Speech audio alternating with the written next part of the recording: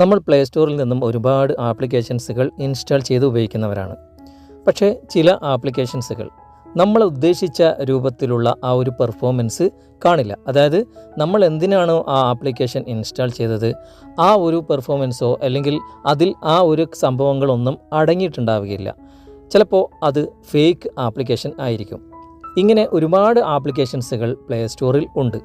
നമ്മളറിയാതെ ഒരു application install ചെയ്ത് അതിൻ്റേതായ രൂപത്തിൽ ആ ഒരു ആപ്ലിക്കേഷൻ നമുക്ക് ഉപകാരപ്രദമാകുന്നില്ല എങ്കിൽ നമുക്ക് ആ ആപ്ലിക്കേഷനെതിരെ നമുക്ക് റിപ്പോർട്ട് കൊടുക്കാൻ സാധിക്കും. രണ്ട് രൂപത്തിൽ നമുക്കിങ്ങനെ ചെയ്യാൻ സാധിക്കും.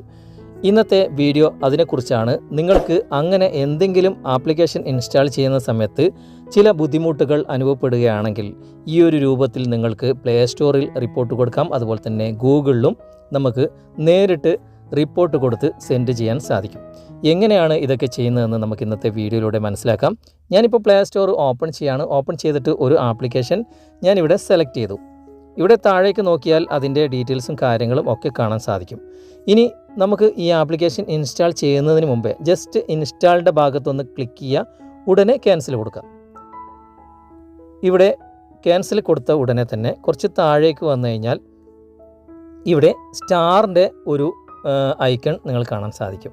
ജസ്റ്റ് ഇൻസ്റ്റാൾ കൊടുത്ത് ക്യാൻസൽ കൊടുത്താൽ മാത്രമേ ഈ ഒരു റേറ്റ് ദിസ് ആപ്പ് എന്ന ഒരു ഓപ്ഷൻ കാണുകയുള്ളൂ. ഇവിടെ നിങ്ങൾ കാണാൻ സാധിക്കും റേറ്റ് ദിസ് ആപ്പ് എന്ന ഭാഗത്ത് ഒരു 5 സ്റ്റാർ നിങ്ങൾ കാണാൻ സാധിക്കും. നമ്മൾ ഇൻസ്റ്റാൾ ചെയ്തിട്ടില്ല. ഇൻസ്റ്റാൾ ചെയ്യുന്നത് ക്ലിക്ക് ചെയ്തിട്ട് ഉടനെ തന്നെ നമ്മൾ ക്യാൻസൽ ചെയ്യുമ്പോഴാണ് ഈ ഒരു ഓപ്ഷൻ നിങ്ങൾക്ക് കാണാൻ സാധിക്കുക.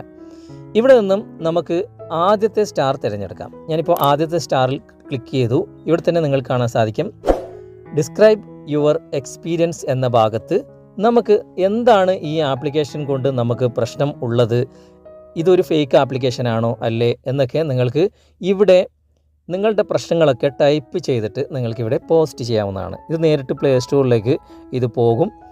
പ്ലേ സ്റ്റോർ ഈ ആപ്ലിക്കേഷൻ നിരീക്ഷിക്കും. എന്തെങ്കിലും പ്രശ്നമുണ്ടെങ്കിൽ അവർ അതിനെതിരെ നടപടിയെടുക്കാനും ഈ ഒരു പോസ്റ്റ് ചെയ്യുന്നത് കൊണ്ട് ഉപകാരപ്രദമാണ്. ഇത് ഒന്നാമത്തെ ട്രിക്കാണ്. ഇനി രണ്ടാമതായിട്ട് എങ്ങനെയാണ് നമുക്കിത് റിപ്പോർട്ട് കൊടുക്കുന്നതെന്ന് നമുക്ക് നോക്കാം. ഈ ആപ്ലിക്കേഷൻ പ്രശ്നമൊന്നും ഇല്ല കേട്ടോ. ഞാൻ നിങ്ങൾക്ക് കാണിച്ചു തരാൻ വേണ്ടിയിട്ടാണ് ഞാൻ ഈ ഒരു ആപ്ലിക്കേഷൻ നിങ്ങൾക്ക് കാണിച്ചു തന്നത്. ഇനി അതേ ആപ്ലിക്കേഷൻ തന്നെ ഞാനിവിടെ ഇൻസ്റ്റാൾ ചെയ്യുന്നില്ല. വലതുവശത്ത് 3 ഡോട്ട്സ് മുകളിൽ കാണാൻ സാധിക്കും.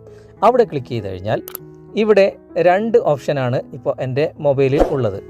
ഇവിടെ രണ്ടാമത്തെ ഓപ്ഷൻ ഫ്ലാഗ് ആസ് ഇൻഅപ്രോപ്രിയേറ്റ് എന്നൊരു ഓപ്ഷൻ നിങ്ങൾ കാണാൻ സാധിക്കും. ജസ്റ്റ് അതിലൊന്ന് ക്ലിക്ക് ചെയ്യുക. ക്ലിക്ക് ചെയ്തതിന് ശേഷം എന്താണ് ഈ ആപ്ലിക്കേഷൻ കൊണ്ട് നിങ്ങളുടെ ബുദ്ധിമുട്ട് എന്ന് നിങ്ങൾ ഇവിടെ തിരഞ്ഞെടുക്കുക.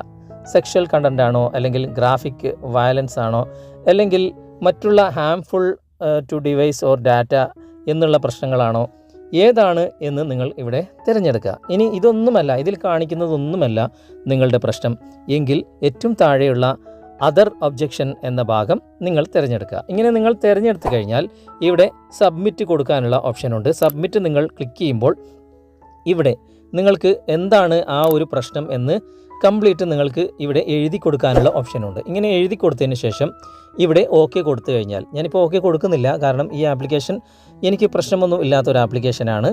അതുകൊണ്ട് ഞാൻ നിങ്ങൾക്ക് കാണിച്ചു തരാൻ വേണ്ടി മാത്രം ഈ ഒരു ഓപ്ഷനിലേക്ക് വന്നതാണ്. ഇങ്ങനെ നിങ്ങളുടെ പ്രശ്നങ്ങളൊക്കെ ഇതിൽ എഴുതി കൊടുത്തതിന് ശേഷം ഓക്കെ കൊടുത്തു കഴിഞ്ഞാൽ ഇത് നേരെ ഗൂഗിളിലേക്കാണ് പോവുക.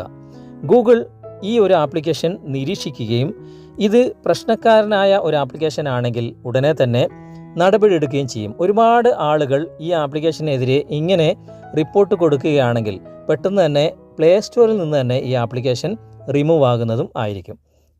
വീഡിയോ നിങ്ങൾക്ക് ഉപകാരമായി എന്ന് തോന്നുന്നുണ്ടെങ്കിൽ നിങ്ങളുടെ കൂട്ടുകാരിലേക്കും വീഡിയോ ഷെയർ ചെയ്തെത്തിക്കുക. അതുപോലെ തന്നെ വീഡിയോയെക്കുറിച്ചുള്ള അഭിപ്രായങ്ങളും നിർദ്ദേശങ്ങളും നിങ്ങൾ കമൻറ്റായി രേഖപ്പെടുത്തുക. വീഡിയോ ഇഷ്ടമായിട്ടുണ്ടെങ്കിൽ നിങ്ങൾ ലൈക്ക് ചെയ്യാൻ മറക്കരുത്. അതുപോലെ തന്നെ ഈ ചാനൽ നിങ്ങൾ സബ്സ്ക്രൈബ് ചെയ്തിട്ടില്ലെങ്കിൽ സബ്സ്ക്രൈബ് ചെയ്യുക. അടുത്ത നല്ലൊരു വീഡിയോയുമായി അടുത്ത അവസരത്തിൽ നമുക്ക് വീണ്ടും കണ്ടുമുട്ടാം. Thanks for watching. ബൈ.